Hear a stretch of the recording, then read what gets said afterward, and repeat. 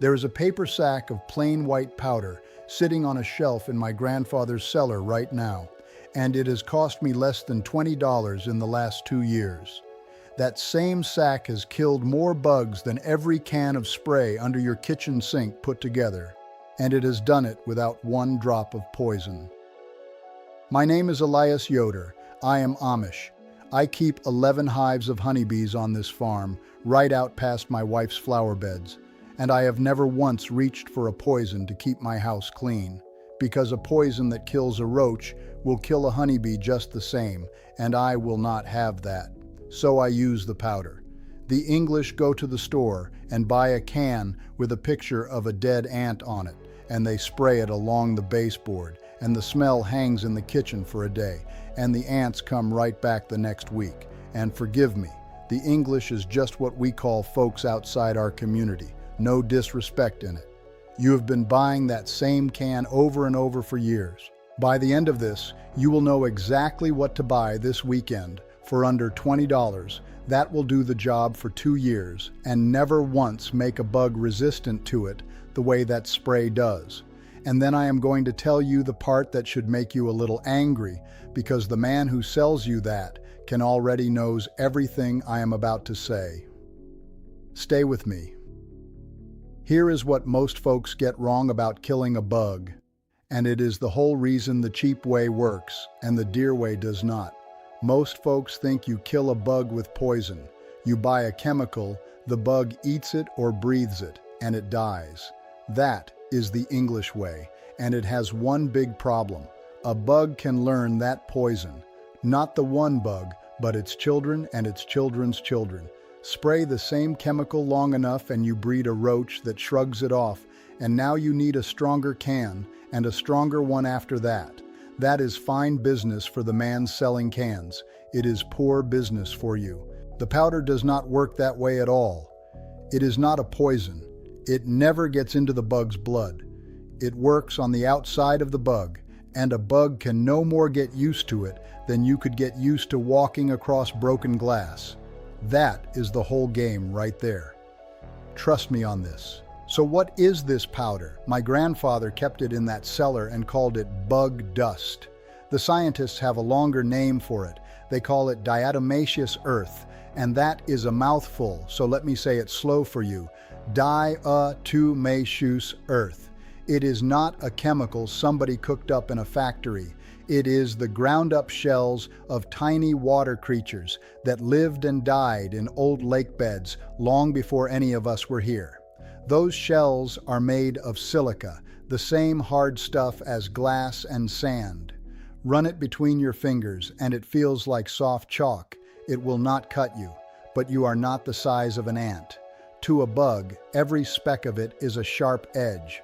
When a roach or an ant or a flea walks through a thin film of it, the powder scratches through the waxy coat that holds the water inside its body, and it draws that water out, and the bug dries up and dies.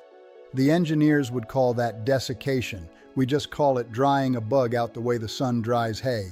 Now I have to stop you before you go buy this, because there are 2 kinds on the shelf, and only one of them belongs in your house. You want the bag that says food grade.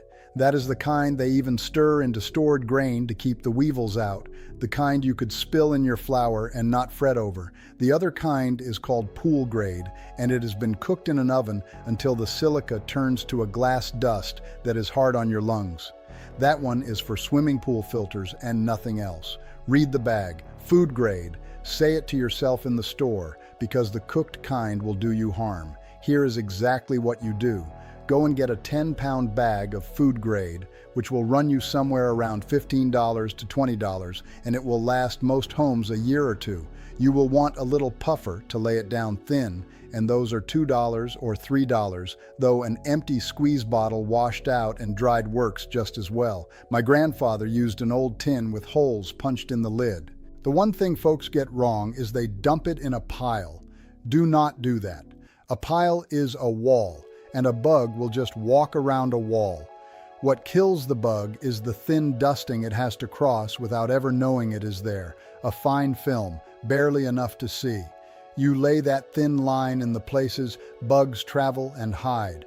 along the baseboards, in the cracks of the cupboards, behind the stove and under the icebox where it is dark and warm, in the gap under the door, down in the cellar where the wall meets the floor. Anywhere you have seen one scurry, that is a road, and you are dusting the road. Two more things and they matter. Wear a cloth over your nose and mouth when you lay it down, because even the good kind is a fine dust, and there is no sense breathing it. And keep it dry. This is the big one. The moment that powder gets wet, it stops working and just turns to mud. So you keep it in the dry cracks and corners, and after you mop a floor, you wait for it to dry and lay a fresh, thin line. Now let me be honest with you the way my grandmother was honest, because there is a small lie in the title of near every video like this one, and I will not tell it to you. This powder does not kill every bug, not the way you are picturing. It will not drop a fly out of the air. It does nothing for a mosquito, because a mosquito does not crawl across your floor. What it kills, and kills dead, is the bug that walks. Ants, roaches, fleas, silverfish, earwigs, bedbugs, the whole crawling crowd that lives in the seams of a house, those it will clear out, and it is not instant either. The bug walks through it, and then it takes 2 or 3 days to dry out and die. So do not lay it down at supper and expect a clean floor by morning. Give it the week. Lay it once, leave it be, and let it work. And one puff under one sink will not clean a whole house. You have to think of the whole place at once. A bug comes in from outside, so you start outside, a thin line along the foundation where the wall meets the ground, at the doorways, at any pipe or wire that pushes through the wall. That is your fence line. Then you work the inside, room by room, every crack a bug could call a road. Do the whole perimeter, not one corner, the way my grandfather walked the whole line of his property of a Saturday and not just the gate. There is a habit that goes with this, and it costs you nothing but a little attention. A bug comes into a house for 2 things, food and water. Take those away, and half the battle is won before you ever open the bag. Wipe the crumbs. Do not leave dishes wet in the sink overnight. Fix the drip under the tap. A dry, clean kitchen with a thin line of powder in its cracks is a house a roach gives up on. My wife keeps a kitchen you could eat off the floor of, and she will tell you that is the real secret. The powder just finishes what the dish rag starts. And before I go on, let me say this. I read every one of these comments, every single one. So when you go and try this, come back and tell me how it went in your own home. Tell me what you were fighting, ants or fleas or whatever it was, and tell me if that thin line did the work. There are more folks doing this than you would think, quietly clearing their own homes the old way, and I like to hear from them. One ask, that is all. Come back and tell me. Now, here is the second method, because a good system has more than one leg to stand on. That same food-grade powder does a second job most folks never think of, and it is the oldest use there is. You stir a little of it into your dry stores, the cornmeal, the flour, the dry beans, the chicken feed if you keep birds.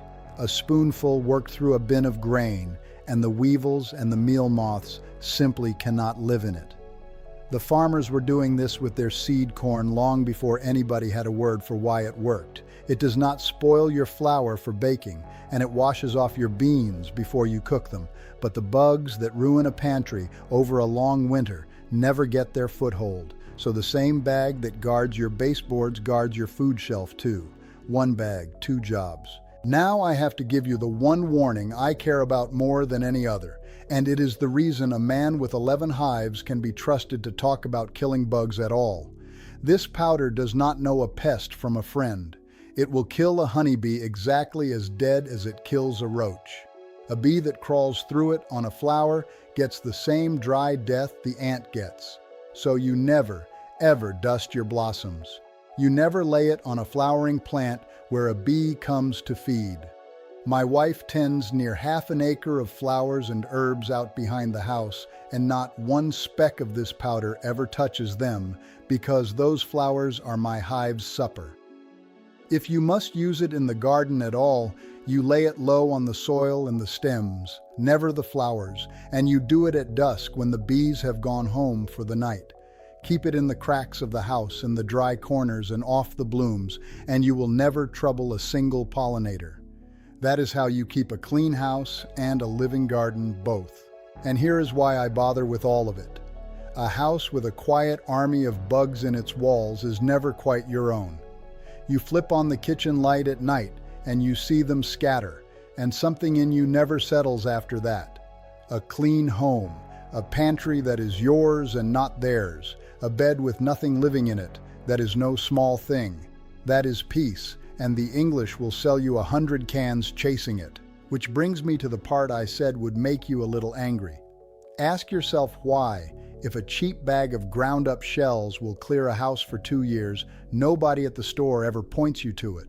The answer is plain, and it is not some grand plot. It is just money. There is no money in selling a man one bag that lasts him 2 years.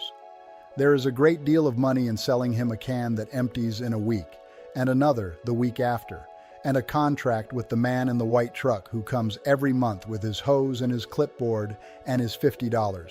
Run the figures yourself. The bag is near $20 and it lasts 2 years. The cans are $8 a piece and you buy them all summer. The truck is $50 a month, which is $600 a year, year after year, for as long as you own the house. Nobody buried this powder. They just never had any reason to tell you, because there is nothing in it for the man holding the hose. So let me put the whole thing in one breath for you. A bug does not get used to a powder the way it gets used to a poison. Food-grade diatomaceous earth, the ground shells, dries the crawling bugs out and never lets them build up a resistance. You lay it thin and never in piles, in the cracks and along the baseboards and around the foundation. You keep it bone dry, you wear a cloth over your face, you keep your kitchen clean to start with, you stir a spoonful into your dry stores, and you keep every speck of it off the flowers so the bees stay safe. That is the whole system. So this weekend, here is what I want you to do. Drive out and buy one 10-pound bag of food grade, around $15 to $20, and a little puffer or a clean squeeze bottle. Lay a thin line around the outside of your house where it meets the ground and at every door. Then go inside and dust every crack and corner where you have seen a bug travel. Stir a spoonful into your flour bin and your cornmeal, then leave it be for a week. That is your whole job, and it will cost you less than a single visit from the man in the white truck. And next Saturday evening, when you flip on the kitchen light to fetch a glass of water, nothing will scatter across the floor. The pantry will be yours again. And out the window, in the cool of the day, the bees will still be working my wife's kind of flowers because you were careful and you kept the powder where it belonged. The folks in my community have known this for longer than I have been alive. I am not writing this for them. I am writing it for the folks outside our community who were never told, who have a cupboard full of cans and a problem that never quite goes away. Next time I'm going to tell you about a single thing already sitting in your spice cupboard, one ordinary kitchen spice that ants will not walk across no matter how hungry they are. My grandmother laid a line of it across the windowsill every spring, and I will show you exactly how she did it. Until then, remember this. The people who built this country with their hands knew things we are only just starting to remember. Take care of your home and take care of the bees.